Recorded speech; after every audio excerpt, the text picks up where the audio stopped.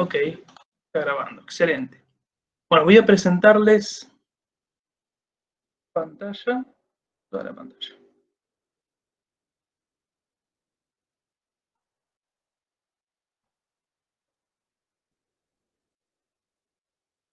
Ahí va. Pregunta, ¿están viendo mi pantalla? Sí, ahora la presentación. Excelente. Bueno, vamos a charlar un poco acerca de los ensayos triaxiales. Esa es la idea de esta clase. Es una de las clases de laboratorio. Antes que nada me presento, porque seguramente es la primera vez que escuchan mi voz. Yo soy Nicolás Tasso, soy estudiante todavía de Ingeniería Civil de la UBA y estoy haciendo tesis, la estoy terminando, en mecánica de suelos. ¿Por qué doy esta clase, no? Esta clase de ensayos triaxiales. Y doy esta clase porque durante la tesis, mi tesis, he realizado muchos ensayos triaxiales en el laboratorio de mecánica de suelos y me he peleado un montón con este equipo triaxial. Así que aprendí unas cositas que voy a tratar de transmitírselas a ustedes. Transmitírselas a ustedes. Bien. Seguramente también sea la última vez que escuche mi voz en esta materia. Alguien tal vez me conoce de estabilidad 1, que soy ayudante en esa materia. Voy rotando de cátedra, así que alguno tal vez me conoce, alguno. Bueno, ¿qué quiero que se lleven de esta clase de ensayo triaxial? Mi idea es que se lleven ustedes una idea, justamente, una idea no muy profunda de un ensayo triaxial. En sí nosotros no hacemos ensayos triaxiales, eso lo hace un laboratorista. Nosotros interpretamos resultados. Hay un grupo muy reducido, seguramente de los que estén escuchándome, que trabajen en ingeniería civil geotécnica, ¿no? O sea, en la ingeniería civil aplicada a la mecánica de suelos. Esos son los que más van a ver ensayos triaxiales, tal vez presencien uno en alguna etapa de su vida. Y hay otro grupo muy grande que puede o no puede bueno, no presenciar, sino analizar data de un ensayo triaxial. La gente que trabaja en obras rutinarias o chiquitas, por ejemplo, una casa, un edificio, no creo que analicen o vean un informe de un ensayo triaxial. Pero aquellas personas que se involucren en obras muy grandes, como presas, puertos, puentes, obras grandes, ahí sí conviene analizar con mayor profundidad el suelo en donde va a estar ubicada la estructura, y ahí sí seguramente se encuentren con un informe de algún ensayo triaxial. Y conviene saber cómo funciona ese ensayo triaxial para ver si los resultados son más o menos consistentes, son lindos, digamos. No da, por ejemplo, un phi de 15 grados, bestialidad. Si son lindos los resultados y si, por ejemplo, las curvas, ¿alguien habló por ahí? No. Si, por ejemplo, las curvas que presentan en un informe triaxial son consistentes con las etapas del ensayo triaxial que vamos a ver ahora. Si no son consistentes, bueno, ahí pueden analizar un poco más, pueden inferir cuál puede ser la causa de que ese ensayo esté mal. Y obviamente lo pueden o descartar o ir a hablar con el suelista o con el estudio de mecánica de suelos y ver qué pueden hacer. Así que vamos a, como dije, a dar una idea de cómo funcionan estos ensayos triaxiales. El índice, bueno, lo vamos viendo. Y empecemos, ¿no? Empecemos con algo introductorio, de paso voy a tratar de recordar algunos conceptos que vieron en la clase anterior y seguramente la anterior también, de ensayos triaxiales, de resistencia al corte. Si voy muy lento o muy rápido, avísenme, así no pierdo mucho tiempo en eso, o gasto un poco más de tiempo, así queda más en la cabeza de ustedes. Supongamos que nosotros tenemos un determinado terreno. Este terreno me salió con pendiente, no era la intención. Y queremos poner arriba una determinada estructura.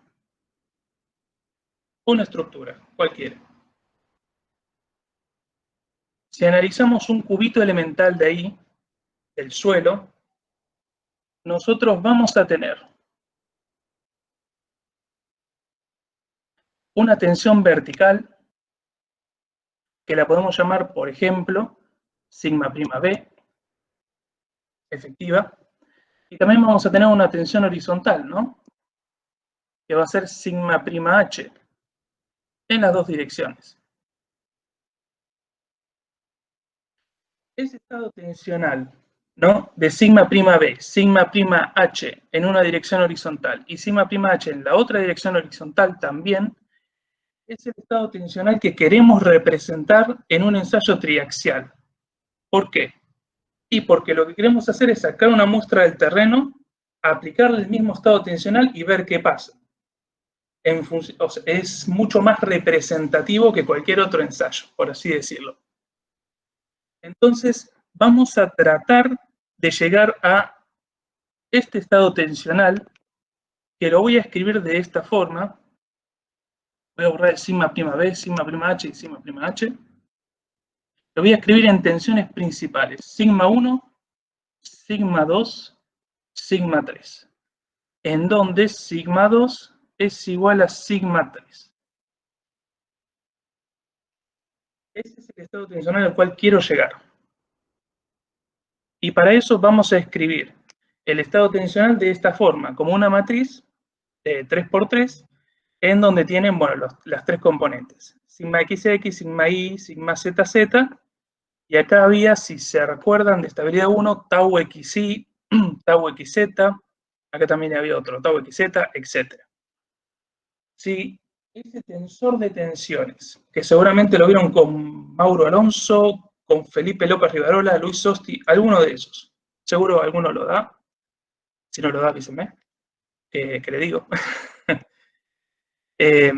Si ese tensor de tensiones lo analizamos en la terna principal o en los ejes principales de inercia, que en este caso serían este y este, la matriz se diagonaliza.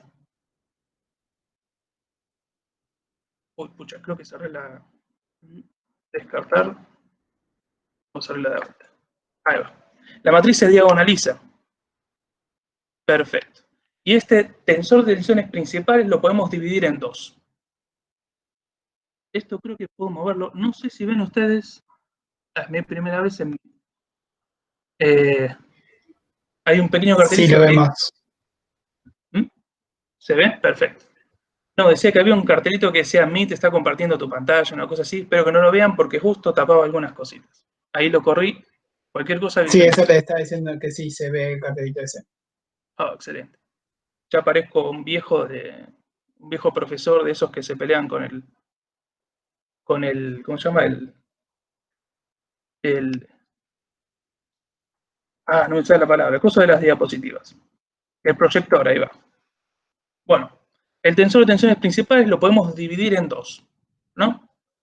En un tensor que tenga la misma componente en las tres direcciones, sigma h, por ejemplo, que lo podemos llamar como tensor esférico, para ponerle un nombre.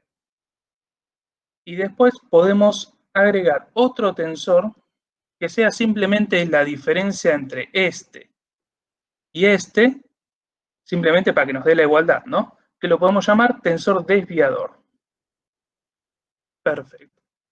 Borro todos estos mamarrachos. Suelo escribir mucho en estas presentaciones. Si se marean un poco por estas anotaciones, avísenme que trato de escribir un poco menos. Así que bueno, tenemos esos dos tensores, ¿no? O sea, separamos ese tensor de tensiones principales en dos. ¿Y por qué lo divido así? Y porque podemos en cierta forma analizar cómo aplicarlos. El tensor esférico, que se suele llamar también tensor hidrostático, es aquel que tiene una presión en las 3 direcciones.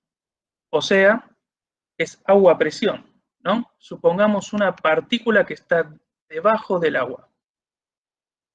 Esa partícula va a tener, por el principio de Pascal, una presión, en realidad infinitas presiones, actuando en distintas direcciones, de tal forma que va a estar en equilibrio, obviamente exceptuando el peso de la partícula.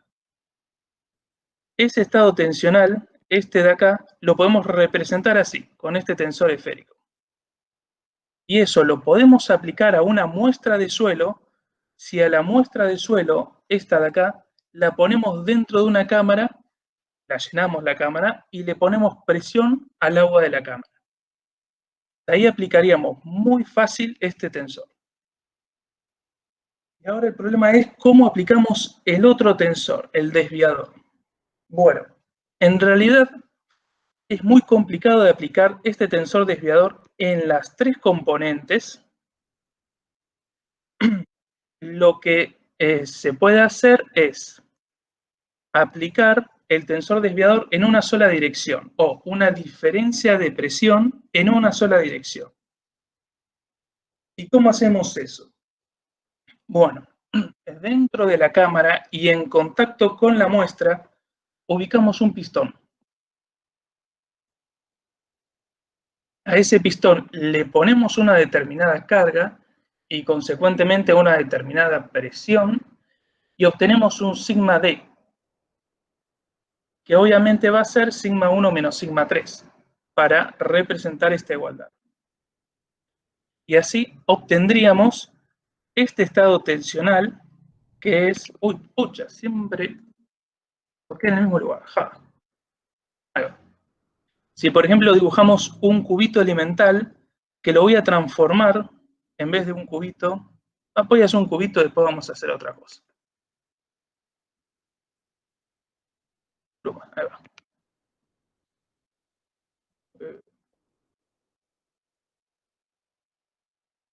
Ahí va.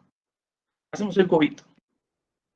Acá tendríamos entonces una tensión o presión vertical, sigma 1, y después otra, sigma 3. Así. Y así en las otras 2 direcciones.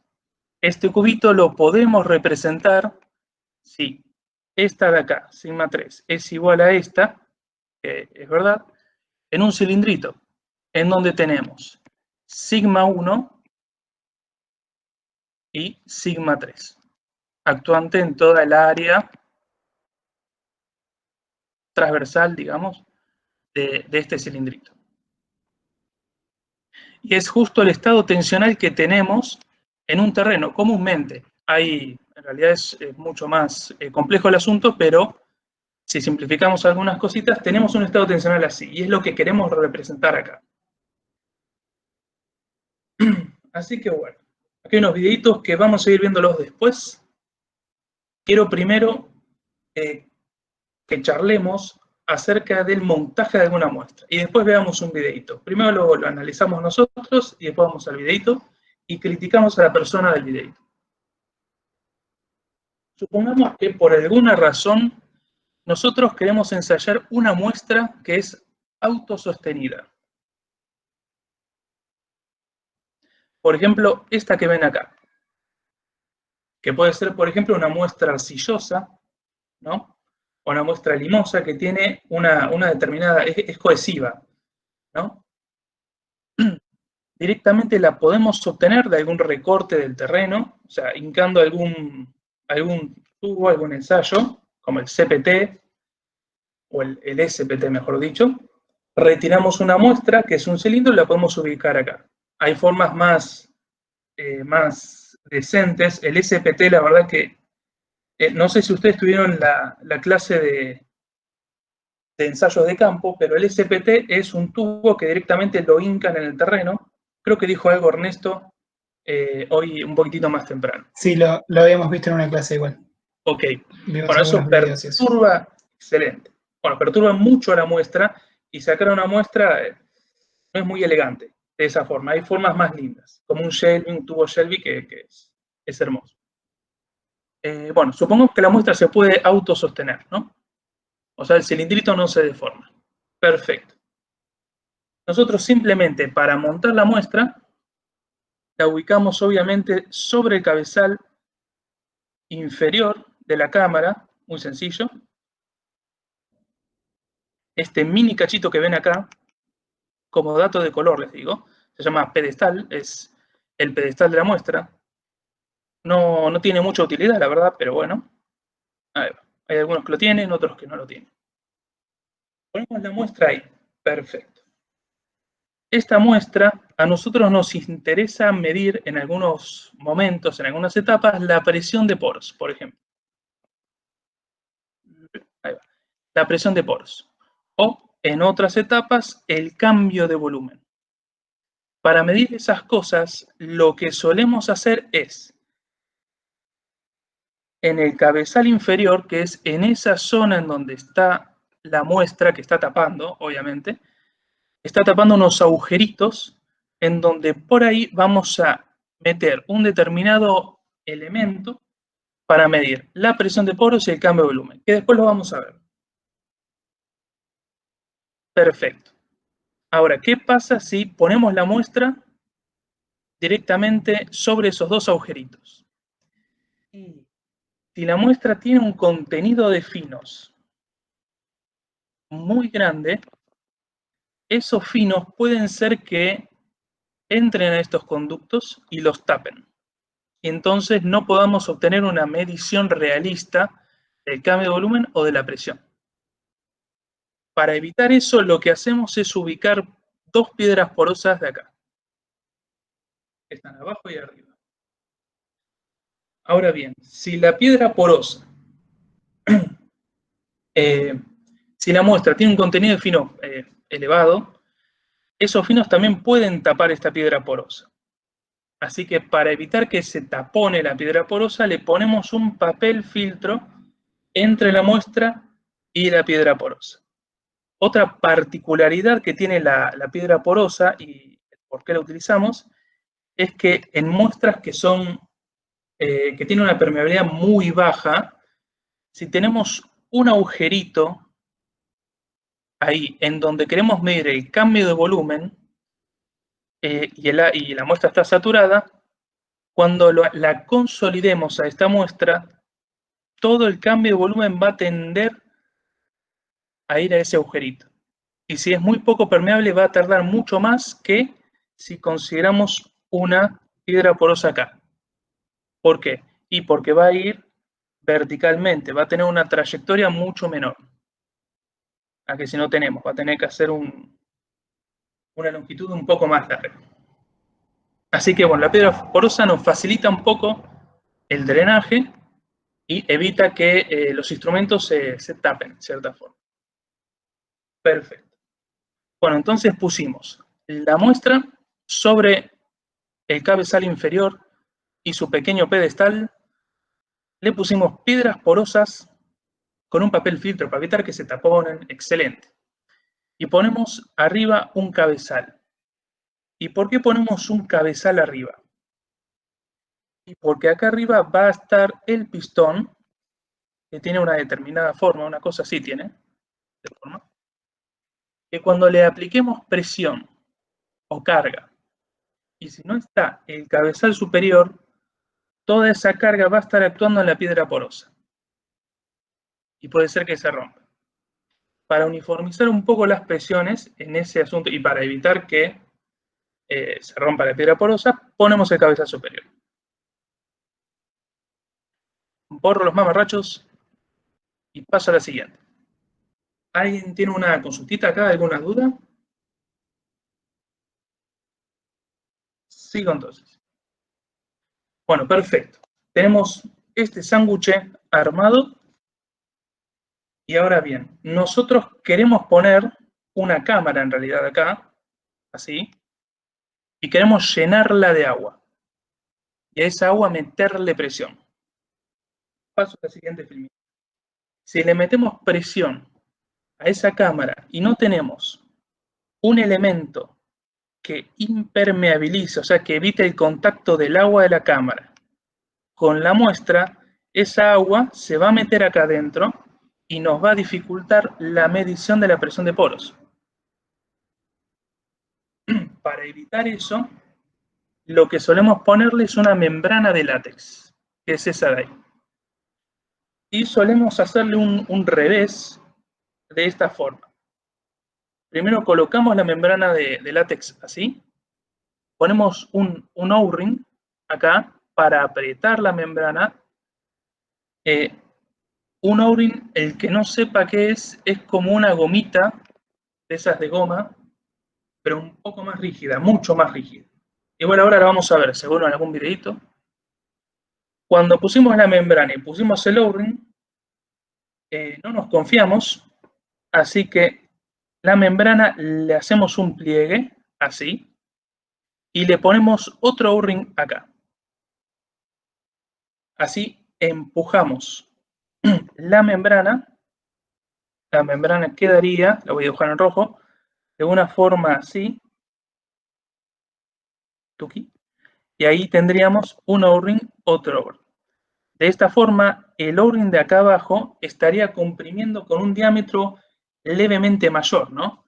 O sea, 2 veces el espesor de la membrana en este caso. Y por lo tanto estaría generando una presión más fuerte acá y evitaría que el agua ingrese por ese lugar, que es un lugar bastante conflictivo en un ensayo triaxial. Se me han cagado algunas muestras por no haber puesto un O-ring de más ahí. O sea, hay que ser bastante confianzudo para poner un solo O-ring. Mejor pongamos 2, total, es mucho más sencillo. No se destruye la muestra, no se destruye el ensayo. Así que bueno, tenemos eso. Y después simplemente ponemos la parte superior de la cámara, que es todo esto de acá que ven acá. Es todo un elemento que tiene incorporado el pistón. Este pistón de acá ya lo tiene incorporado. Lo ponemos, lo unimos al cabezal inferior y lo llenamos de agua. Acá me pusieron un video, vamos a chusmearlo.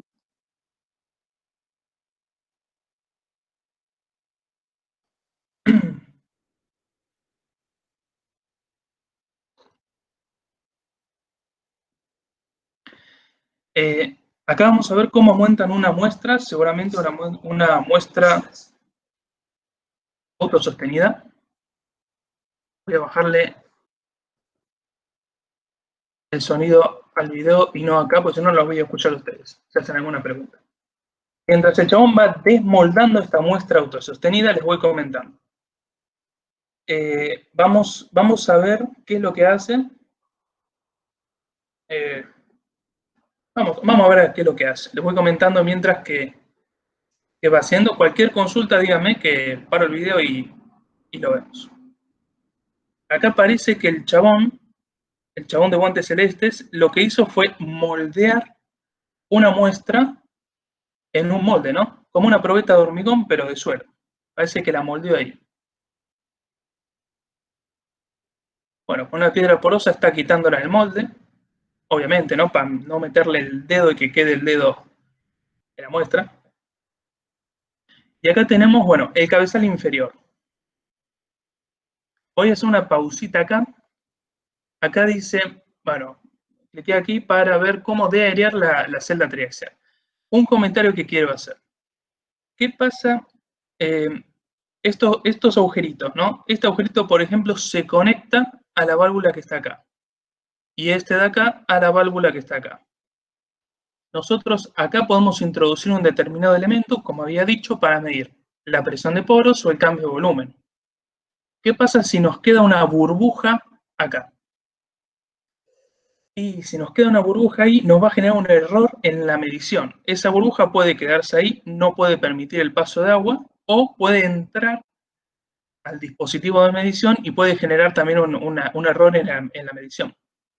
Así que para evitar eso, lo que se hace es saturar toda esta línea, hasta acá. Y saturar esta de acá, bueno, y obviamente las demás, estas tres también. Por eso ven que el cabezal inferior acá tiene como que tiene un poco de agua en esa zona. Seguramente le introducieron agua de acá y sacaron todo el aire que había en esa línea. Ahí está poniendo la piedra porosa, saturada. Es la misma razón, ¿no? O sea, la pone saturada para eliminar la mayor cantidad de aire que pueda generar error en las mediciones.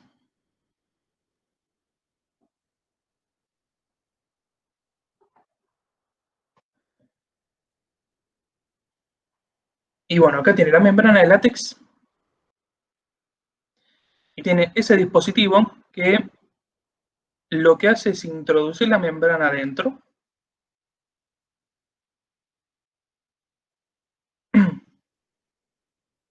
Y bueno, con la manguerita de ahí realiza una succión y puede pegar esa membrana de látex a las paredes interiores de este cilindro. ¿Para qué hace eso? Y para estirar la membrana y que sea muy fácil introducir la muestra dentro de ella. Este señor tiene un dispositivo para hacer una succión. En el laboratorio no somos tan elegantes, solemos hacerlo con la boca. Ese dispositivo tan sofisticado no lo tenemos.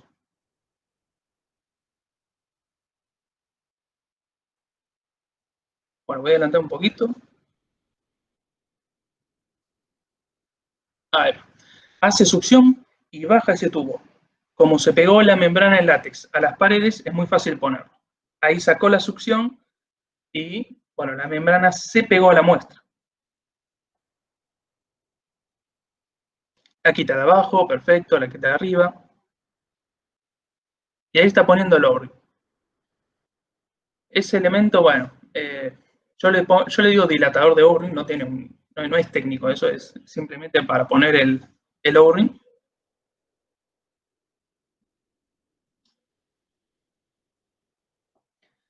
Ahí va, pone uno y hace un pliegue, un revés en la membrana.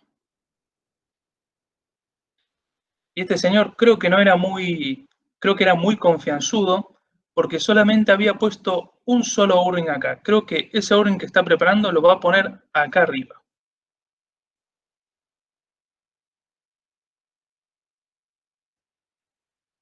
Yo hubiese puesto dos, no cambia mucho, no cambian nada los resultados y te aumenta un poco la esperanza de que salga bien el ensayo.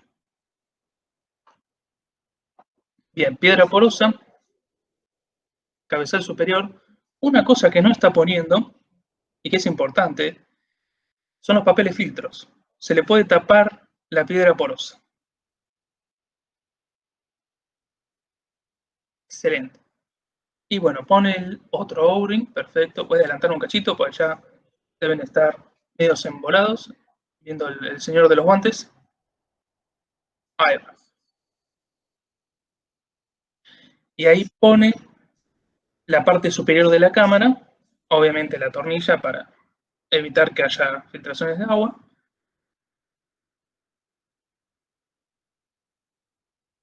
Ahí va. Y acá. Pucha, justo me cambió la cámara. Bueno, ahí está abriendo válvulas, nada importante. Ahora les comento para qué es eso. Ahí va. El señor ahora va a abrir acá, va a introducir agua en esta zona la zona interior de la cámara.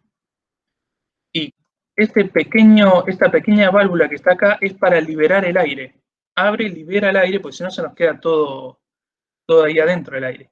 Quitemos la mayor cantidad de aire y llenémoslo con agua. Es lo que está haciendo acá.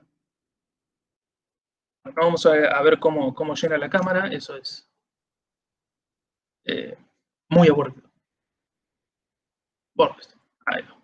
Volvemos a las triminas. ¿Hasta acá se entendió? ¿Tiene alguna duda? ¿Alguna preguntita?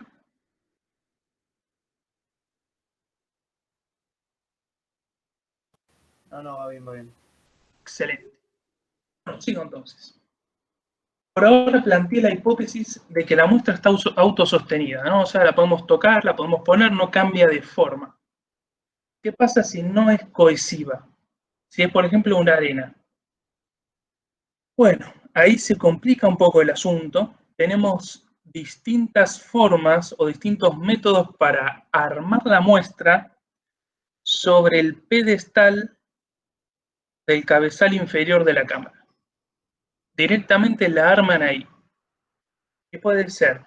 Bueno, el método, digámoslo, húmedo, en donde directamente se agrega arena húmeda, así, y con un determinado pistoncito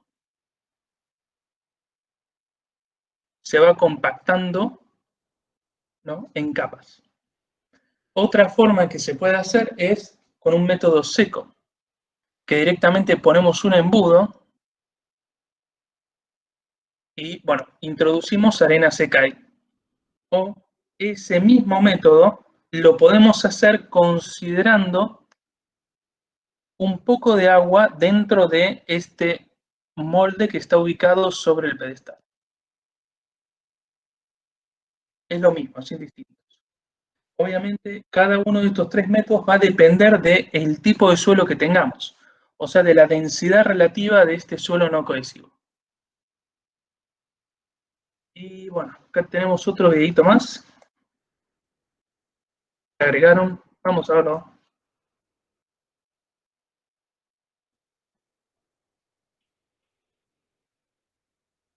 $11 minutos. Bueno, vamos a ir a...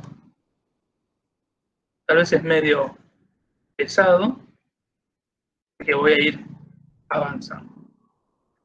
Bueno, tenemos los dispositivos, los elementos, membrana, piedras porosas, O-rings. Este también es un señor sofisticado, tiene un dispositivo para hacer succión, no tiene la boca para hacer succión como en el laboratorio.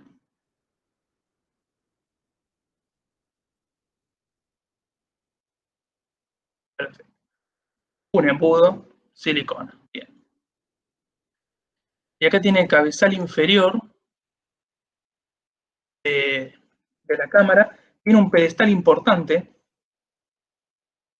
Eso es en función del estilo de la cámara. Es un pedestal bastante grande. No tiene por qué serlo, pero bueno. La música media intensa. Pone una piedra porosa. Perfecto. Yo voy adelantando rápido. Si no se entiende que voy haciendo rápido, avísenme. La idea es que no se aburran viendo esto. Les voy diciendo las cositas importantes. Y les voy comentando el video como un comentador de fútbol. Bien. Pone la membrana ahí y seguramente en algún momento introduzca un O-ring para sujetar esa membrana, ¿no? ¿Qué es lo que va a estar haciendo ahora? Excelente.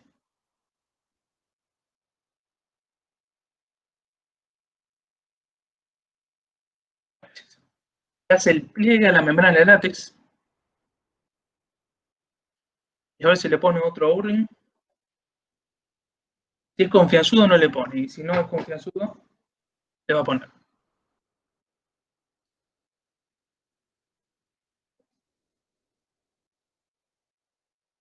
Pone otro O-ring. No tiene muchas esperanzas el señor. Piensa que va a filtrar agua por ahí, como yo. Es de mi grupo. Ahí va.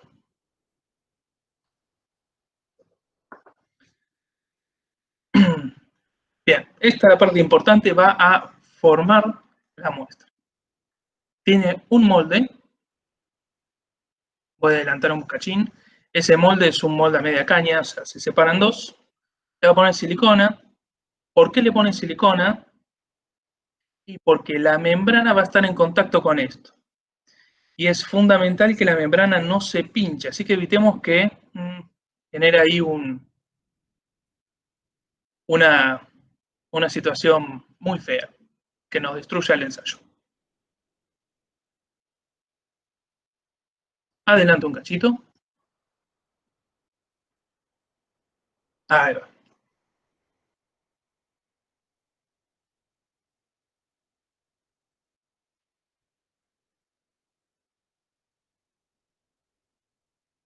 Ahí va. Bueno, pone el molde, pone algún elemento, obviamente, para sujetar las dos partes del molde. Hermoso. Fíjense que acá el molde tiene un pituto para hacer succión, ¿no? O sea, para pegar la membrana en alguna instancia al molde, que después lo vamos a ver. Le hace un revés, perfecto, y vamos a ver qué método utiliza para poner el suelo. Bueno, primero pega la membrana al molde, así que le va a hacer succión por el pituto. Va muy lento el señor. Ahí va, con el dispositivo sofisticado que no tenemos en el laboratorio. Ahí va, excelente. Belleza. Tenemos la membrana pegada, así que vamos a tener una forma perfectamente cilíndrica de la muestra. Y ahora sí la vamos a llenar. Ahí está. Introduce el embudo, así que es uno de los últimos dos métodos. Va a introducir arena seca. Y nunca vimos que esto en esta zona estuviese saturado o tenga un poco de agua. Así que este es el método seco. Está llenando un poquito el molde.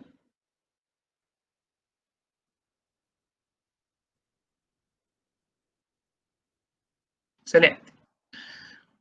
Bueno, este señor también tiene un pistón, un compactador manual, digámosle, un poco sofisticado. En el laboratorio tenemos una varillita así para compactarlo bien.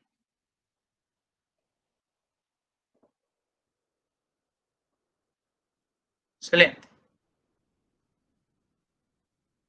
Pone piedra porosa, no pone papel filtro. Y está bien, es aceptable en este caso, ¿no? O sea, la muestra que está acá es una muestra arenosa, o sea, va a drenar muy rápido en etapas de consolidación y no tiene finos, así que no va a tapar la piedra porosa ni los elementos de medición. Así que está bien que no pongamos un papel filtro acá. Bien, ubicamos el cabezal superior, la belleza. Y acá seguramente va a ponerle ese o-ring. Está costando, ahí va. Ahí lo pone, perfecto.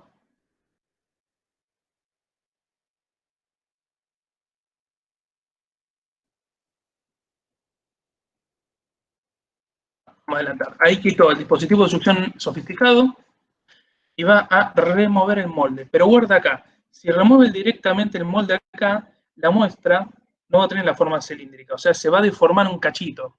Y la idea es evitar que se deforme ese cachito. Así que lo que va a hacer ahora es introducir succión, pero en vez de el pituto que tiene el molde, va a introducir la succión por el agujero que se conecta en la zona inferior de la muestra. ¿Para qué? Para mantener la succión ahí y para poder sacar el molde fácilmente sin que se deforme la muestra.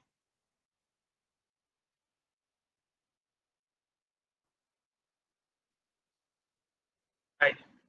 Ahí comienza a quitar el molde, una belleza. Y la muestra queda bien paradita, se queda un poquitín inclinada, pero no importa. Este señor igual es medio confianzudo porque solamente puso un O-ring acá arriba y dos acá abajo. No costaba nada poner un O-ring acá arriba adicional, así estábamos más seguros de que por acá no iba a entrar agua. Pero bueno. Belleza. Volvemos a las filminas.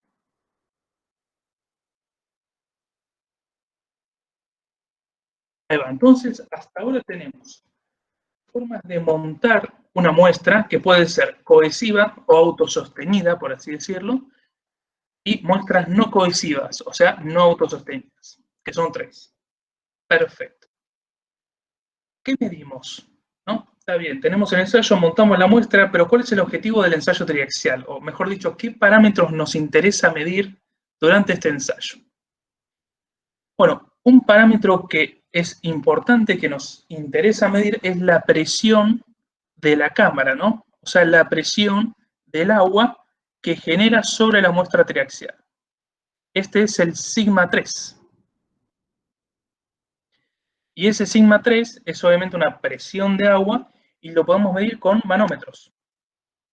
que tenemos manómetros digitales, como este de acá, que lo tenemos en el Laboratorio de Mecánica de Suelos, manómetros mecánicos, que son estos de acá, son un poquitín más antiguos, y manómetros que son simplemente una bureta, ¿no?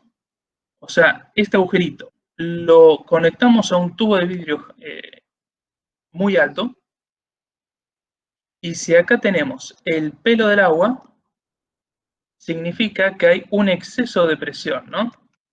Entre acá y acá. O sea, el agua está a presión, un delta H. Los manómetros de bureta son muy antiguos y seguramente se hicieron hidráulica general de manera presencial antes de la cuarentena. Seguramente fueron al laboratorio de hidráulica, que ahí siguen teniendo esas buretas para medir presión. Por los mamarrachos. Le hago una pregunta. Sí, decime. ¿No es lo mismo medir la presión de agua dentro del suelo, o sea, presión de poro, a la presión que estamos midiendo ahora, que es sigma 3, que es la presión que le ejerce el agua al cilindro? Exacto. ¿O cómo? O sea, está bien lo que decís. Iba justo a esa etapa. Nosotros estamos, si conectamos un manómetro acá, que lo voy a esquematizar así, aquí, podemos medir el sigma 3, o sea, la presión de cámara. Ahora, si conectamos ese mismo manómetro, o mejor dicho otro, así tenemos dos medidas de paso, acá, o sea, al interior de la muestra, estaríamos midiendo el U, ¿no? Y en la ecuación típica de mecánica de suelos, sigma 3 es igual a sigma 3' más U. Podemos medir esta y podemos medir esta, o sea que fácilmente podemos obtener las tensiones efectivas. Así que si no van a medir lo mismo, esta no necesariamente va a ser igual a esta y nos va a servir medir las dos, justamente. No sé si te respondí la pregunta, cualquier cosa avísame y lo vemos más en detalle. Sí, perfecto. Excelente. Bueno, entonces hasta ahora medimos presión de cámara, o sea, sigma 3, presión de poros, el U, y ahora podemos medir el cambio de volumen. Y el cambio de volumen, hay distintos elementos para medir el cambio de volumen. La verdad que al principio tenía pensado mostrárselos, pero después dije, hay algunos muy anticuados que no se usan más. Así que directamente les voy a explicar cómo funciona el más reciente y el que tenemos en el Laboratorio de Mecánica de Suelos. A la muestra que la tenemos acá, ahí va. ¿Qué puse? Subtítulos. Mil disculpas. Es que tengo este lápiz que hago clic en cualquier lado. Tengo que ver dónde hago clic, porque si no voy a tener un problema. Bueno, este dispositivo, ¿no? Nosotros primero supongamos que queremos medir el delta B. En realidad lo queremos medir, no lo supongamos. Queremos medir el delta B. Así que para un conducto que está conectado en la piedra porosa inferior, lo vamos a conectar a esto. Esto es un corte de este elemento que está acá. ¿Y qué es esto? Y es un cilindro que tiene en la zona intermedia un pistón. O mejor dicho, un plato que puede subir o puede bajar. Si la muestra, supongamos que a la muestra la estamos consolidando. Al consolidar, la muestra va a perder volumen, o sea, va a expulsar agua. El agua va a ir por acá, va a entrar a esta cámara, por así decirlo, del pistón, y si conectamos una válvula de salida a la cámara superior, y suponiendo que todo esté saturado, todo el agua que entra acá va a ser igual a todo el agua que sale. ¿Y a qué va a ser igual ese cambio de volumen? Y va a ser igual al área del pistón, al área de este pistón de acá, por el cambio de altura, delta L, que lo vamos a medir con un potenciómetro. En realidad, Mauro Codevila le dice potenciómetro, yo le digo extensómetro, o también un reloj comparador, que seguramente lo vieron en en comportamiento de materiales, que tiene un pituto, el reloj comparador, una aguja, y que este pituto va subiendo, va bajando, la aguja se va moviendo, ¿no? Es para medir deformaciones muy precisas. El potenciómetro, extensómetro o LDBT, que son sinónimos, es lo mismo, pero de manera digital. Permiten analizar o medir el delta L. Y así, delta L por área, obtenemos el cambio de volumen. Una belleza. Ahora bien, nosotros conectamos este medidor de cambio de volumen a la piedra porosa inferior. ¿Qué pasa si además, voy para atrás, pongo la pluma, ahí va. Si además lo conectamos al cabezal superior, de esta forma? Si lo conectamos así, el tiempo necesario para que esta muestra consolide va a ser mucho menor, porque supongamos que no lo conectamos en la zona superior. La altura que tiene esta muestra para drenar es esta, H, la altura de la muestra. Si verdaderamente lo conectamos en la piedra porosa superior, la altura se reduce a la mitad, así que va a consolidar mucho más rápido. Y es una buena medida para mejorar los tiempos de realización del ensayo, que estos ensayos duran bastante. En muestras arcillosas duran un montón. Ahora vamos a ver las etapas y voy a comentarles los tiempos más o menos de cuánto tarda en cada una. Perfecto. O sea, se conectan los dos simultáneamente, dos válvulas abiertas, tirando por arriba y por abajo. Exacto. Se conecta una abajo, una arriba, y acá se puede poner un T, ¿no?, que conecte las dos mangueritas, y ese T directamente lo llevamos al medidor de cambio de volumen. Excelente. Entonces, hasta ahora medimos sigma 3, o sea, presión de cámara, U, la presión de poros de la muestra, el cambio de volumen, ¿y qué nos falta? Bueno, nos falta dos cosas. Primero, la carga que va a tener el pistón, que es un dato importante, es el sigma D, o la diferencia de presiones, y además la deformación axial. Así que vamos primero por la carga.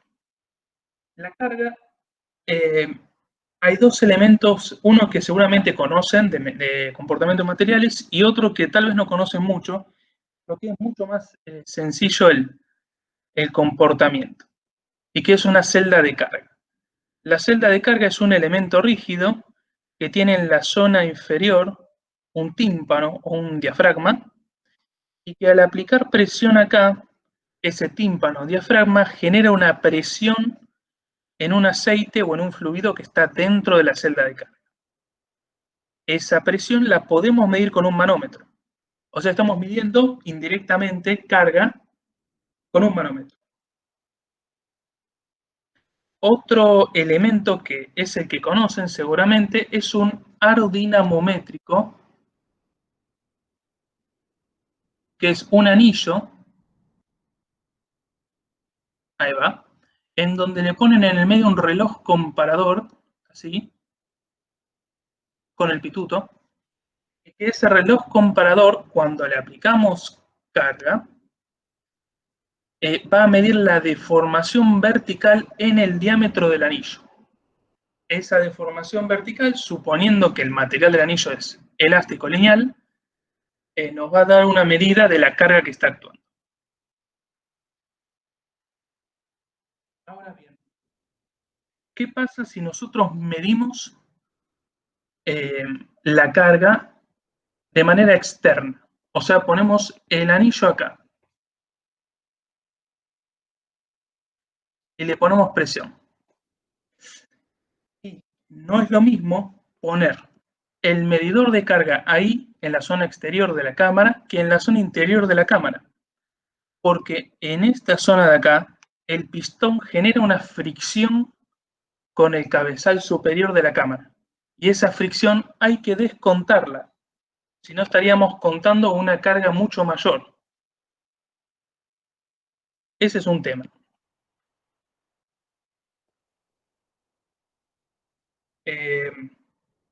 ¿Qué se hace para obtener esa ese descuento, por así decirlo. Y directamente se ensaya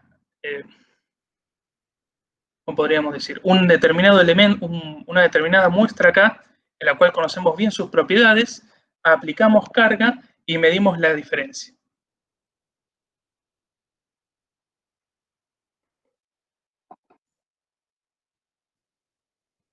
Ahora bien,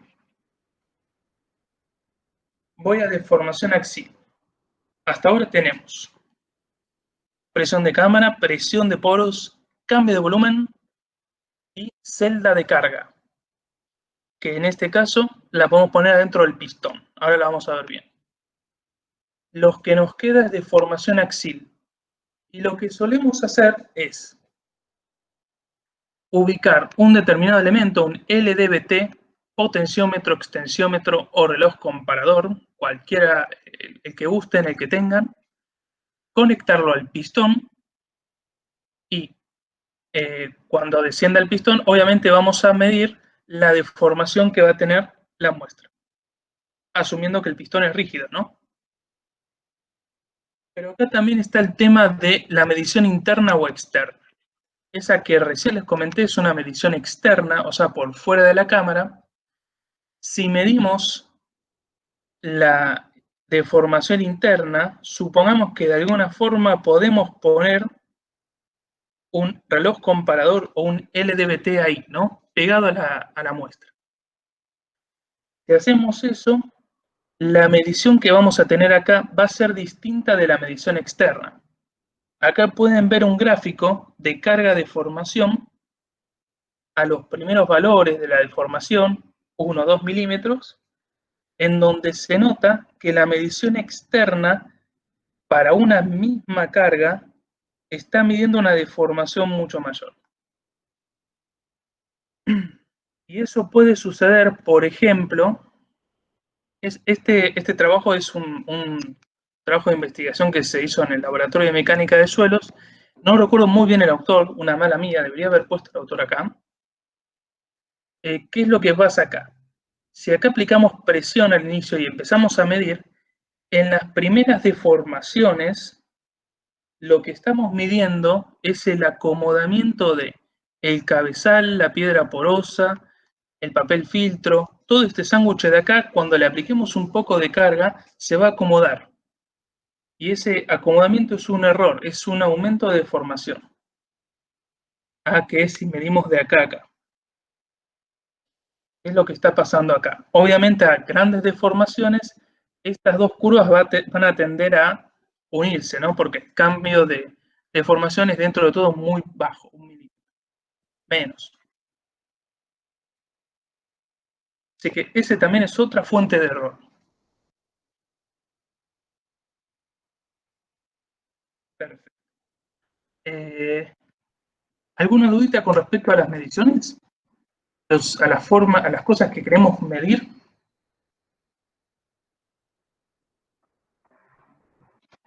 Bien. Recuerden que lo que queremos medir es presión de cámara, o sea, el sigma 3, presión de poros, el U, el cambio de volumen, la carga que va a tener el pistón y cómo se va a deformar la muestra axialmente. Acá tienen una foto del Laboratorio de Mecánica de Suelos, del triaxial. Está un poco desordenado, tiene muchos cables. Y acá podemos ver el medidor de cambio de volumen, el medidor de presión, que si a este medidor lo conectamos a la cámara, podemos medir la presión de cámara o la presión de poros. Tenemos un dispositivo para medir la deformación axial que está externo, o sea, fuera de la cámara, una celda de carga que está dentro de la cámara, es interna, esta es buena. Tenemos otro manómetro un poco más compactito y más pequeño, que lo solemos utilizar para medir la presión de poros. Usted podría tranquilamente usar este. Bueno, esta es la continuación de la foto. Esta la había quitado, pero me la agregó Maurito. Tenemos acá el software el hardware de adquisición de datos, ¿no? Hoy en día los ensayos de triaxiales y me atrevería a decir muchos ensayos de laboratorio, no se hacen con una persona que mida cada tanto, cada cierto tiempo, un valor. Ya directamente todos los elementos miden bits, o bytes, bits, miden bits, que directamente con toda esta maraña de cables ingresan toda esa data o información al hardware que la procesa y la podemos ver en un software, obviamente, mucho más sencillo. Para no estar en el laboratorio todo el día midiendo las cosas. Directamente ponemos la muestra y nos olvidamos hasta el día siguiente. Y o estamos felices el día siguiente porque el ensayo estuvo hermoso, o empezamos a llorar porque el ensayo no estuvo hermoso. Acá tenemos la celda de carga, el pórtico de carga, que es donde vamos a introducir nuestra cámara y en donde el plato de carga inferior, que es este de acá, va a empezar a subir a una deformación, o mejor dicho, a una velocidad constante. Con esto, apretando todo este sándwich, vamos a presionar el pistón y vamos a generarle una carga sobre la muestra. O sea que estamos haciendo un ensayo a deformación constante, no a carga constante. Perdón, a velocidad de deformación constante, no a una velocidad de carga constante. Si no, no habría ensayo. Perfecto. Y ahora empezamos con las etapas del ensayo. ¿Alguno tiene una duda, preguntita, antes de pasar a este tema de etapas de ensayo? Seguimos entonces. Vamos a pensarlo así. Supongamos que tenemos una muestra arenosa. Supongamos que esas son las partículas de arena, un poco esquemáticas, ¿no? No tan grandes, no pueden ser tan grandes, pero no importa, es para visualizar los poros. Y supongamos que acá tenemos aire, ¿no? Por ejemplo, pusimos una muestra, la montamos con el método seco de las arenas y no saturamos la muestra, o sea, no le quitamos el aire. Ese aire, cuando queremos medir presión, se nos va a venir a una de las mangueritas y nos va a generar un error. Y si queremos medir cambio de volumen, ¿qué va a pasar? Si acá apretamos la muestra, o sea, la consolidamos, ¿qué va a pasar? Y el gas, ¿no? El gas que está dentro de los poros se va a comprimir. Y no va a salir total, si estuviese saturado esto, el cambio de volumen que tendría la muestra sería igual al volumen de agua que sale. Si está parcialmente saturado, parte de ese volumen va a obtenerse comprimiendo el gas o el fluido gasificado de los poros. Así que necesitamos que la muestra esté totalmente saturada. Si es una arena, perfecto, que es este caso. Lo que solemos hacer es, por una de estas mangueritas que tiene acá, por ejemplo esta, introducimos agua, así. Esa agua va a ir llenando todos los poros de la muestra y va a salir por el cabezal superior, en donde la vamos a poder recolectar acá. Esa es una primera idea, perfecto. Y sirve bastante bien para lo que son muestras arenosas. ¿Qué pasa con las muestras arcillosas? Y tienen una cantidad de poros bastante importantes, pero es muy complicado hacerlo de esta forma, principalmente si la permeabilidad es muy baja. Nos va a costar bastante. Lo podemos hacer, pero no vamos a quitar el aire que queremos, el aire en su totalidad. Va a quedar un poco de aire. ¿Y qué hacemos en esa situación? Bueno, aplicamos la ley de Henry, que esta es una ley implícita, me gusta decirla implícita porque ustedes la conocen, pero a la vez no la conocen. Seguramente se acuerdan de la ecuación esa de los gases ideales, P por B igual a nRT. Esta ecuación tiene varias hipótesis dentro. Una de esas hipótesis es la ley de Henry. No recuerdo muy bien en qué parte de la ecuación estaba, no viene al caso. Vamos a eliminar esa ecuación que no es de ingeniería civil. ¿Y qué nos dice la ley de Henry? Bueno, supongamos que tenemos un determinado un determinado recipiente que tiene un pistón. Ahí estoy dibujando el pistón. Ahí va. Y este recipiente tiene mitad agua, o sea, mitad un fluido acuoso, y mitad un gas. Cuando aplicamos presión P, ¿qué va a suceder? Bueno, parte de ese gas va a comprimirse, porque es un fluido compresible, bien, pero también parte de ese gas se va a disolver en el fluido acuoso. Y la ley de Henry nos dice que la presión que tiene el fluido, o sea, por ejemplo, supongamos 300 kPa, la presión de poros en este caso, es proporcional, KH es una constante de proporcionalidad, a la concentración del gas en el fluido.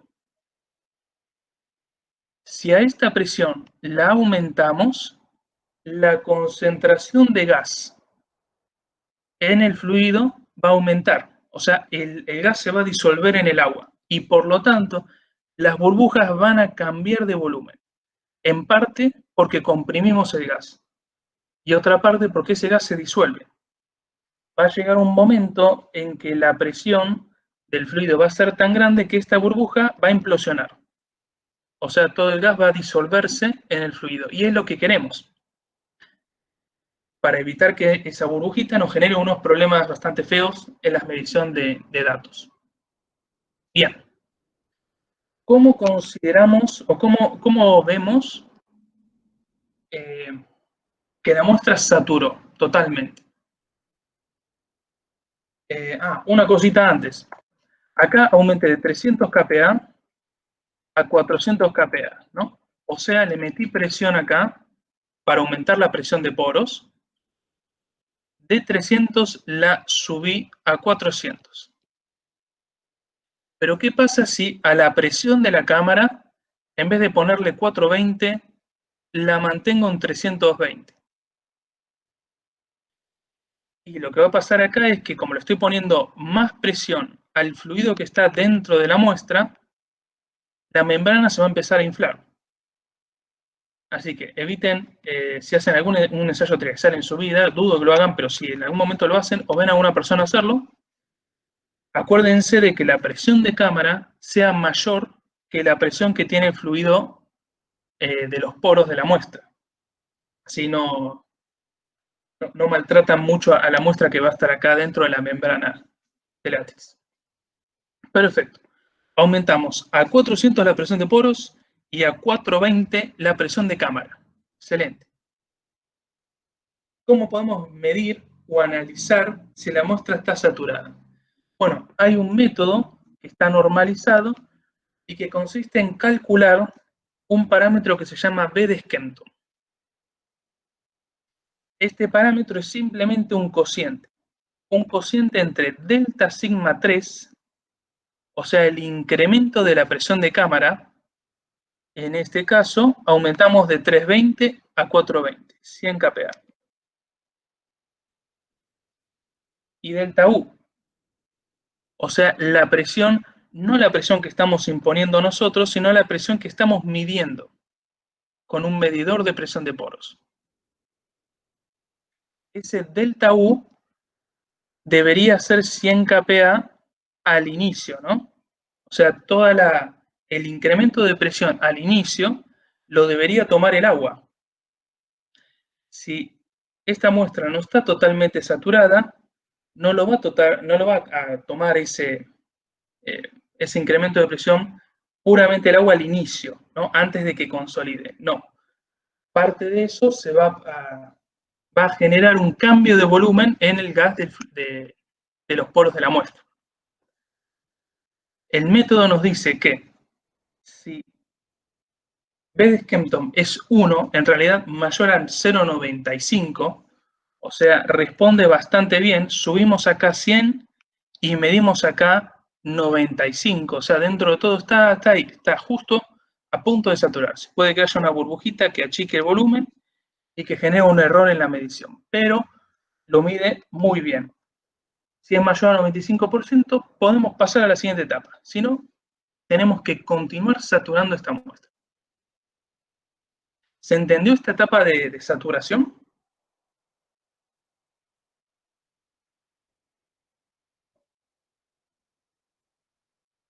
Ok. Sí, se entendió. Excelente. Sí. Bueno, entonces tenemos ya la muestra saturada con todos los poros llenos de agua. Vamos a la segunda etapa, que es consolidar la muestra. Y esta consolidación es isotrópica, ¿no? ¿Por qué es isotrópica? Y porque lo que vamos a hacer, por ahora no vamos a tocar el pistón, lo que vamos a seguir tocando es la presión de cámara. Y la presión de cámara es hidrostática, o sea, actúa en las tres direcciones principales. Por ende, la consolidación va a ser isotrópica. ¿Y qué es lo que va a pasar? Bueno, sigma 3 va a ser igual a sigma prima 3 más U. Si nosotros elevamos la presión de cámara, que es sigma 3, al principio lo va a tomar U. Y luego, paulatinamente con el tiempo, como vieron en consolidación, ese incremento de presión lo va a pasar a las tensiones efectivas. Y consecuentemente, al hacer ese pasaje va a haber un cambio de volumen. Y es lo que estamos viendo acá. Acá se está viendo en ese gráfico dos etapas de consolidación de una muestra arcillosa, en donde comienza con un volumen 0 y, bueno, desciende con una curva muy hermosa, clásica de consolidación, hasta un determinado valor.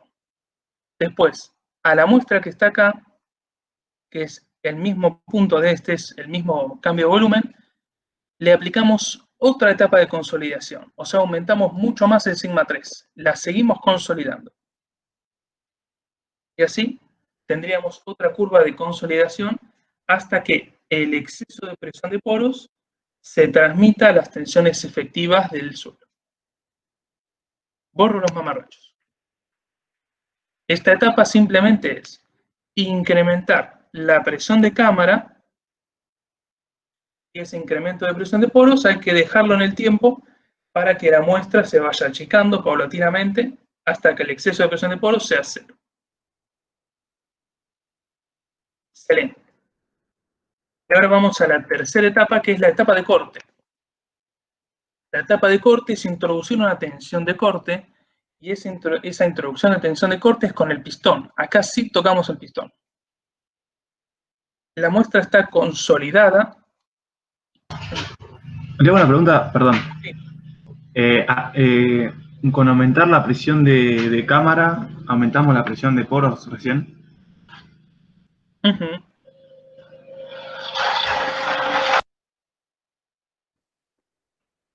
Exacto. Sigma 3 es igual a sigma prima 3 más U.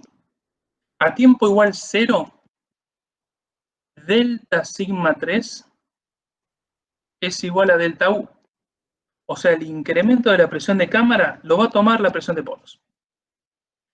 Cuando dejamos pasar el tiempo, o sea, el tiempo tiende a infinito, el delta sigma 3, o sea, el incremento de presión de cámara, va a ser igual a delta sigma prima 3.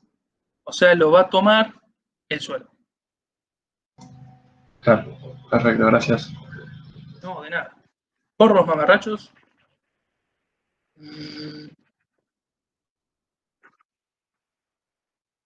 A ver. Perfecto. Etapa de corte. Ahí va. Ponemos carga sobre el pistón. Le aplicamos una diferencia, una tensión desviadora, mejor dicho, ¿no? Esa tensión desviadora es sigma 1 menos sigma 3. O sea que sigma 1 es sigma 3, la presión de cámara, porque la presión de cámara está actuando acá, pero también está actuando acá, ¿no? Es hidrostática. Más la tensión que viene del pistón. Me gustó mucho más la ecuación de arriba, así que voy a dejarla de arriba, voy a borrar las flechitas y la ecuación fea. Esa de ahí. Perfecto. Aumentamos sigma D de manera de aumentar sigma 1. ¿Qué estamos haciendo acá en un gráfico? Por ejemplo, ustedes están muy familiarizados con el gráfico de Mohr-Coulomb. Tenemos tau, tenemos sigma. En la etapa de consolidación pasamos de acá a acá. Sigma 1 igual a sigma 3, porque era una consolidación isotrópica. Y acá empezamos a aumentar sigma 1, o sea, el círculo de Mohr-Coulomb comienza a crecer, a crecer, a crecer, hasta que toca la falla. Y ahí falla la muestra. Eso es lo que estamos haciendo acá. Borro el grafiquín. Bien, ¿y qué podemos hacer acá? ¿No? Esta etapa es simplemente incrementar la carga, pero podemos incrementarla y cerrar las válvulas de cambio de volumen. O sea, evitamos que la muestra tenga un cambio de volumen y consecuentemente estaríamos haciendo un ensayo R. Pero si a esto lo abrimos, o sea, permitimos el cambio de volumen durante esta etapa y aplicamos la carga muy lentamente, estaríamos haciendo un ensayo S, porque permitimos el cambio de volumen. ¿Y qué medimos? ¿Qué podemos medir en esta etapa? Bueno, podemos medir la deformación específica en la dirección 1, o sea, la deformación específica axial, que es delta H sobre la altura inicial, ¿no? La definición de deformación específica. El delta H lo obtenemos del LDBT, manómetro, reloj comparador, que está pegado al pistón. Y H0 es la altura inicial de la muestra, que la medimos al ubicar la muestra sobre la cámara triaxial. Y sigma DF, bueno, sigma DF es la tensión desviadora al momento de la falla, que va a ser la carga del pistón dividido el área depende de la deformación axial. Acá tal vez alguno esté acostumbrado a hormigón, que directamente hacen P sobre A, son medios brutos. Bueno, no se puede, en hormigón se puede porque las deformaciones son chiquititas. Acá, en la etapa final, este suelo es probable que se deforme a escala así. La sección acá va a ser mucho más grande al final del ensayo que al inicio. Y va a ser mucho más grande, ¿eh? No es un cambio mínimo. Esa deformación, esa área, va a ser función de la deformación axial. Que ahora vamos a ver las fórmulas. Y a esta tensión desviadora, si estamos midiendo la carga acá arriba, o sea, en la parte externa, deberíamos descontar un determinado error, ¿no? Error de tensión, una tensión de corrección, que es la tensión que se transmite en la fricción del vástago. Por los mamarrachos. Ahí va. Y acá pueden ver dos muestras densas. Acá tenemos una muestra granular densa, una muestra arenosa, tiene un poquito de contenido de finos, parece. Espero que hayan usado un papel filtro. Las muestras densas, mejor dicho, en las muestras densas, la falla se ve muy bien localizada en un plano, en este plano de acá. Este suelo de acá es el suelo que seguramente ustedes están pisando ahora, si es que están en Capital, Buenos Aires, AMBA, tal vez Paraná, que es la formación Pampeano. La formación Pampeano es una muestra, es un suelo arcilloso que está muy preconsolidado y como es una muestra densa, hay una falla localizada en un plano. Las muestras que son muy sueltas, como la arena suelta que vimos en uno de los videos, fallan de la forma barril. O sea, la deformación no se localiza en un plano, sino que tiene una forma media, toma una forma de barril, o sea, se deforma, se deforma, se deforma, y decimos, bueno, basta, hasta acá se deformó. No, ya no podemos seguir con el ensayo porque no da más el pistón. Esa es otra forma de falla. Bien. esto me lo agregó Maurito, tenemos un giro del cabezal superior. Puede ser que el cabezal inicial esté así y con la deformación de la muestra y con el plano de falla localizado, el cabezal rote un poquito. Y es una fuente de error. Y es una fuente de error que no es muy... No tenemos muchas alternativas para corregir eso dentro de todo. Perfecto, esto lo comenté. Bien, ahora bien, voy a volver 2 filminas para atrás. Vamos a centrarnos acá, que es un tema importante. El área, ¿qué función de la deformación axial? Va a depender del tipo de ensayo que estemos haciendo. El área, como ustedes bien saben, en un cilindro, va a ser simplemente el cociente entre el volumen del cilindro y la altura del cilindro. Si estamos en un ensayo Q, o sea, no consolido, no hago la etapa de consolidación y tampoco abro la válvula, o sea, hago un ensayo no consolidado, no drenado, un quick, es rápido porque no dura nada. La etapa de consolidación suele durar 1 o 2 días en una muestra arcillosa. La de saturación, 2-3 días. Y la de corte, dependiendo de qué ensayo queremos hacer, puede durar entre un día a una semana. En las muestras más con contenido de fino más importante. Un ensayo Q, como no consolidamos y no drenamos, cargamos, montamos la muestra, ponemos la carga rápido y listo. Chao, nos vemos. El día siguiente tenemos resultados. Como no consolida, no va a haber cambio de volumen en la etapa de consolidación, porque no existe la etapa de consolidación.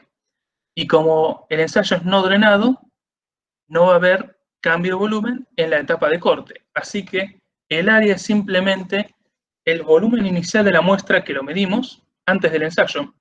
Agarramos la muestra y la medimos con un calibre, dividido la altura de la muestra. Eso es un ensayo Q, es muy, muy sencillo. Vamos con el ensayo R.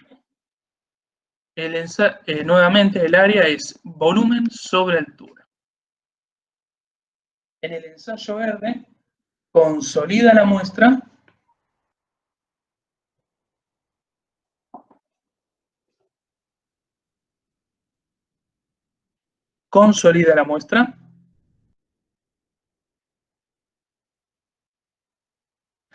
dije cualquiera, ¿no? Ya me estoy... El volumen inicial, el volumen final va a ser igual al volumen inicial, un ensayo perfecto. La altura no va a ser igual a la altura inicial. ¿Por qué? Y claro, ¿no? Tenemos la muestra, estamos aplicando una carga así, obviamente se va a deformar. No va a cambiar de volumen, pero de altura sí. Se va a ensanchar hacia los costados. Esa altura final la podemos calcular como la altura inicial por 1 menos la deformación específica. O sea, le quitamos la reducción en la dirección axial. Y ahí sí obtendríamos el área al final del ensayo. Ahí va. Ya me estaba haciendo ruido que simplemente con un cociente salía. Si no, no hubiese tenido tantos problemas en el ensayo triaxial. Ahí va. Vamos con el ensayo R. En el ensayo R, recuerden, consolidan, pero no drenan en la etapa de corte. Si consolidan, va a haber un cambio de volumen en la etapa de consolidación, así que tenemos que tener en cuenta el volumen al final de la etapa de consolidación, que es muy fácil de obtener, ¿no? Tenemos el volumen inicial, le restamos el agua que salió y listo. Tenemos el volumen al final de la etapa de consolidación. Y la altura al final de la consolidación, y bueno, ese tal vez es un poquitito más complicado, pero no estamos maña. Voy a volver para atrás, en la etapa de consolidación. Supongamos que consolidamos, la muestra se va a achicar un poquito por el cambio de volumen, ¿no? Y va a haber un achique en la dirección vertical, en la altura de la muestra. Si nosotros, antes de la etapa de consolidación, medimos una altura con el LDBT y al final de la etapa de consolidación bajamos un cachito el pistón, tal que esté en contacto nuevamente todo este paquete, podemos medir la diferencia de altura. Esa diferencia de altura nos va a dar la altura final de consolidación, ¿no? Va a ser la altura inicial menos ese delta H que medimos en esta etapa al posicionar nuevamente el pistón. Es lo que estamos haciendo acá. En este caso, voy a borrar esto de acá abajo y me voy a quedar con la expresión de arriba. Ahí va. Este de acá no va a ser la altura inicial de la muestra, como recién vimos, va a ser la altura al final de la etapa de consolidación, que la podemos medir. Ahora bien, ¿qué pasa en un ensayo S? Bueno, el ensayo S consolida y drena a la vez, son las dos cosas. Consolida en la etapa de consolidación y drena en la etapa de corte. Así que voy a borrar aquí. Como ustedes saben, el área es el volumen dividido, no el área, no de las unidades, dividido la altura. Y el volumen va a ser el volumen en al final de la etapa de corte. O sea, lo podemos escribir en función del volumen al final de la etapa de consolidación. Tenemos el volumen después de la etapa de consolidación. Empezamos la etapa de corte. Así que le agregamos un producto que es este. 1 menos la deformación volumétrica en la etapa de corte. Y hacemos lo mismo con la altura, ¿no? La altura al final de la etapa de consolidación por 1 menos la deformación axial. Como que a medida que vamos bajando, estamos de acá a acá, mejor dicho, del ensayo R al ensayo S, agregamos un producto más. Este producto tiene en cuenta la deformación volumétrica en esta última etapa. Ahí va. Quise deducir las fórmulas así en vivo y bueno, salió un poquitín medio al principio. ¿Alguien tiene una duda de esto? Vamos a ir a ver resultados. Vamos a ver resultados. Les voy a mostrar este suelo de acá. Esta figura no es el suelo que vamos a analizar, esta es una figura de Google. Es simplemente esquemático, pero vamos a analizar el pampeano, que es el suelo que seguramente están pisando ustedes ahora si están en la ciudad de Buenos Aires o en el AMBA. A ese suelo que están pisando ustedes ahora, vamos a extraer una muestra cilíndrica con un tubo Shelby, por ejemplo. Y la vamos a denominar muestra inalterada porque dentro de todo no la alteramos tanto. Y después vamos a obtener una muestra, pero directamente de extraerla del terreno, vamos a extraerla. Le vamos a quitar unos nódulos calcáreos, que son unas pequeñas piedritas particulares de la formación pampeano. Son piedras muy duritas, acá las ven, son de color blancas, que generan un incremento de resistencia un poquito importante, si es que las consideramos. Así que vamos a sacárselas, las tamizamos. Y dejamos los finos, que es un suelo arcilloso, ¿no? Este es un suelo arcilloso, son todos finos. Así que recogemos los finos. Esos finos le metemos agua y formamos un barro, o dicho elegantemente, un slurry. Y a ese barro lo ponemos en un molde, como hizo el primer video, como hizo el señor del primer video, mejor dicho. Lo ponemos en un molde y moldeamos como una probetita de hormigón, pero de suelo, por así decirlo. Lo dejamos secar, o sea, dejamos eliminar agua. Vamos a ir reduciendo el contenido de humedad que tiene este suelo y cuando la humedad sea menor al límite líquido, y bueno, va a tener un comportamiento más no asociado a un líquido, sino asociado a un sólido. Entonces vamos a obtener una muestrita de suelo cilíndrica, hermosa como la que ven ahí. Y acá la pregunta es, bueno, obtuvimos dos muestras del terreno, esta de acá y esta de acá, ¿tendrán el mismo comportamiento o un comportamiento distinto?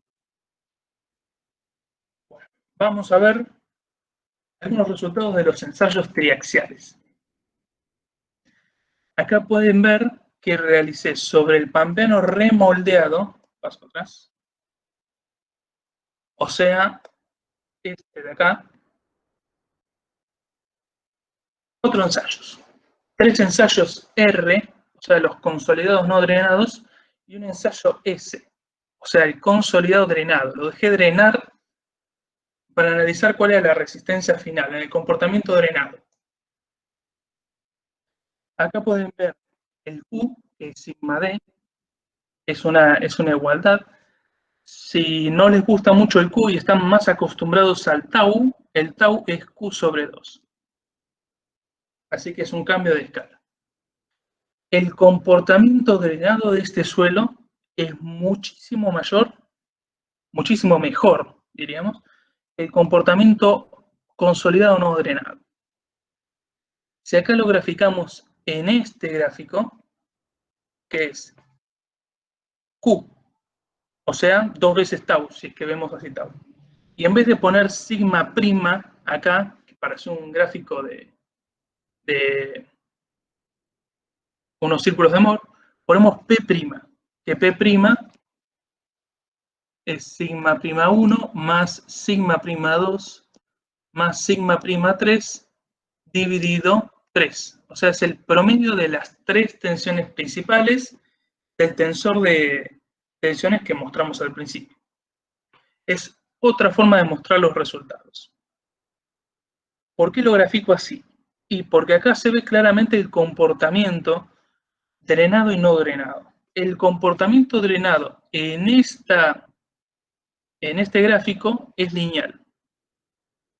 Y el comportamiento no drenado en este gráfico es curvo. Y acá se ve que la tensión desviadora que alcanza es mucho menor en el comportamiento no drenado, casi la mitad. Si lo vemos con los círculos de Moore, que seguramente están más familiarizados ustedes, en el último puntito de acá, de acá, de acá y de acá, vamos a tener un Q, que lo sacamos de este gráfico, o sea, tenemos un tau, ¿no? Tenemos 2 veces tau. Y también tenemos un P'. En función de estos dos datos, podemos obtener sigma prima 1, sigma prima 3 y tau. Y con estos 3 datos podemos formar nuestro círculo de Moore, que son estos de acá. Acá se los grafiqué, se los muestro, y son hermosos, dan una línea hermosa. Claramente, como es remoldeado, le quitamos la sobreconsolidación que tenía el pampeano, y por lo tanto, esto sí da una línea hermosa. ¿Cuánto me dio el phi? El phi, que siempre quieren preguntar cuánto dio el phi. El phi dio 32 grados, una belleza. 15 grados no, 32, hermoso. ¿Qué pasa al pampeano inalterado? Bueno, el pampeano inalterado, que es, vuelvo para atrás, esta muestra de acá, directamente extraída del terreno, está muy preconsolidado, o muy sobreconsolidado, mejor dicho. Y por ende, no podemos unir, por así decirlo, estos 3 gráficos de Moore con una recta, ¿no? Es un poco deshonesto hacer eso. Uy, quería poner la goma, ahí va. Lo que está pasando acá es que en realidad estamos teniendo una cosa así, ¿no? Uy, tiene que ir al 0, ahí va. Una superficie media curva en esta zona, producto de la sobreconsolidación, y es lo que está pasando acá. Si la muestra está normalmente consolidada, va a tener... mira cómo quedó esto. Si la muestra está normalmente consolidada, el comportamiento no drenado en el gráfico PQ va a ser así. que es lo que estamos viendo acá, ¿no? Comienza más o menos lineal y luego se va curvando hacia la izquierda hasta que toca la línea de falla. En una muestra que está sobreconsolidada, o sea, una presión menor, por ejemplo, esta de acá, o estos dos círculos de Mohr de acá, y acá va a aumentar, va a subir, va a elevarse con respecto a la superficie de falla y luego va a descender hacia ella, a donde va a fallar. En este caso, lo que va a pasar acá es, va a generarse este círculo de Mohr grande y luego va a descender hasta un círculo menor de menor diámetro, ¿no? Lo mismo va a ser el círculo verde, va a descender un cachito. Y con esos tres podemos obtener una recta con pendiente phi c sub b. La superficie de falla en realidad, recuerden, es recta en una determinada zona, en otra zona es un cachito curvo. Bien. Y acá tenemos dos filminas más que me las agregó Maurito, que son de un chico que se llama Esama, que hizo una tesis de laboratorio de mecánica de suelos en 2012, hace un montón, en arenas. Obviamente, es muy fácil en una arena hacer un ensayo triaxial S, ¿no? Consolidado, drenado, porque drena muy rápido esto. ¿Y cómo les da? Y les da en el diagrama PQ un comportamiento drenado, que un comportamiento típico drenado es una línea, como por ejemplo esta de acá. Perfecto. ¿Qué hizo este chabón? Bueno, lo que hizo este chabón fue analizar tres muestras que tienen tres densidades relativas distintas. Una densidad relativa muy grande, o sea, muy compacta, por así decirlo, y por lo tanto, al final del ensayo, en realidad durante el ensayo, va a aumentar su volumen, y las otras dos, que tienen una densidad relativa mediana o sueltita, van a achicarse. Ahora bien, acá viene lo importante, ¿no? Acá tenemos el comportamiento drenado de las muestras arenosas. ¿Qué pasa el comportamiento no drenado? Es un caso muy especial, porque tenemos una arena que se comporte de manera no drenada y sucede en situaciones muy específicas, pero sucede. No sucede, por ejemplo, si tienen un terreno arenoso, por ejemplo, Mar del Plata, y construyen un edificio sobre Mar del Plata. Ustedes estarán poniendo un piso más o menos por semana o cada 2 semanas, van a estar dejando drenar al suelo arenoso de una manera hermosa. Pero, ¿qué pasa si acá supongamos de alguna forma que pasa alguna falla sísmica por Mar del Plata y nos permite, bueno, no es que nos permite, genera sobre Mar del Plata una fuerza sísmica, ¿no? O sea, un terremoto, un sismo. Ese sismo es una fuerza muy rápida, muy brusca, y el comportamiento del suelo arenoso de ahí va a ser no drenado. Esto es lo que estudió este chabón, Esama, en el 2012, que si les interesa el tema, les recomiendo que vayan a la página de mecánica de suelos de la Facu, que ahí está cargada su tesis. ¿Y qué encontró el chabón? Bueno, si la muestra estaba muy compacta, no pasaba nada. La resistencia era hermosa. Ahora, si la arena estaba muy suelta, horrible, dio. Una resistencia muy pequeña. Esta arena es la misma que esta. Acá más o menos alcanza un sigma D de 200, 300, dependiendo la densidad relativa. Acá obtuvo uno de 50, pongámosle. O sea, bajó la resistencia un montón. Y este fenómeno, que es comportamiento no drenado en arcillas sueltas, es el fenómeno de licuación, que me gustaría mostrarles este videito que dura 30 segundos, para que veamos cómo es este fenómeno de licuación en una muestra triaxial. Acá tenemos a este señor viejo. Miren, ahí tienen la muestra dentro de la cámara triaxial, le están poniendo una carga a una velocidad altísima, bueno, no altísima, altísima para un ensayo de mecánica de suelo, pero bajísima para un ensayo de hormigón, por ejemplo. Y en algún momento va a desmoronarse bruscamente, ahí. Ese es el fenómeno de licuación.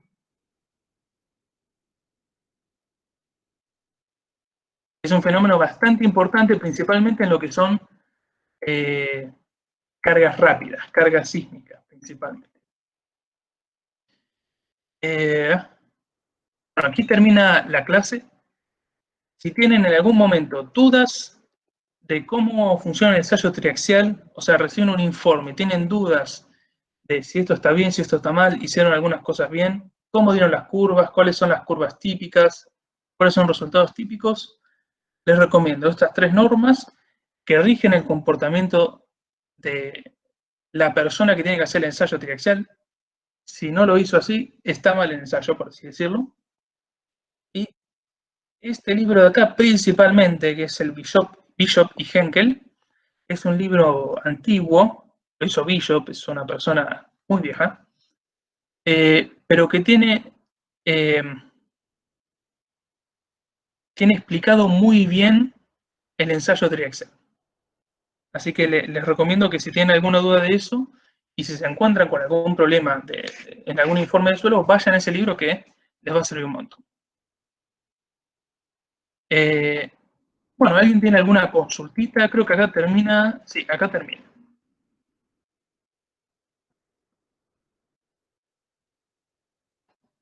Una pregunta. Nosotros cuando tenemos suelos que son así más sueltos, digamos, nos conviene construir más lento, ¿no? Ahí depende. Si tenés un suelo arenoso suelto, te conviene construir rápido. O sea, no depende en sí de la densidad relativa, sí, de la densidad relativa, por así decirlo, de la compactación del suelo. Depende en mucho mayor medida de la permeabilidad de ese suelo, de si se comporta drenado o no drenado cuando vamos a hacer la obra. Claro. No sé si respondí mucho la pregunta. Sí. Excelente. Gracias. No, de nada. ¿Alguien tiene otra consultita? Dejo de compartir, así veo el chat. Eso lo digo cuando doy clases en el Zoom, porque no suelo ver el chat. No me deja ver el chat cuando tengo el Zoom. Igual acá creo que no hay chat, así que... Ah, sí, hay un chat acá. Ok. Una pregunta. Sí, decime. ¿Este ensayo se puede aplicar a cualquier tipo de suelos o hay algún tipo de suelos con determinadas características? No sé si es, no me acuerdo los nombres exactamente, pero por ejemplo, que cuando lo moldeas pierde su resistencia y eso, o sea, ¿hay algún suelo que no permite este tipo de ensayo o se dificulta hacerlo? No, en todos, se puede hacer absolutamente en todos. Y eso es una buena, un punto a favor que tiene el ensayo triaxial. Se puede hacer en suelos finos, suelos arenosos, en gravas. Se suele hacer en suelos sensitivos, que es lo que hice yo con el pampeano, ¿no? En cierta forma. Se puede hacer en el estado original de ese suelo sensitivo y en el estado remoldeado de ese suelo sensitivo y ver la diferencia de resistencia. Eso se puede hacer. Pero no hay algún suelo particular que no pase por acá. Pasan todos. Perfecto, gracias. No. Una pregunta. ¿La tesis que estás armando es toda sobre esto, sobre estado triaxial? Mi tesis es del pampeano inalterado y pampeano remoldeado, las dos cosas. Y analizo ensayos triaxiales por un lado, después ensayos sedométricos y después el comportamiento parcialmente saturado, que es lo que van a ver al final de la materia. Analizo esas 3 cosas y comparo eso en los 2 estados. Claro. Muy bueno. hagan tesis en mecánica de suelos. Estoy promocionando el laboratorio. Bueno, ¿alguien tiene otra duda por ahí? Por mi parte no, muchas gracias. No, de nada. Bueno, si no hay más dudas, más consultas, creo que podemos dar por terminado la clase. Bárbaro, gracias. No, de nada. Bueno, nos veremos en algún momento. Voy a detener la grabación y voy a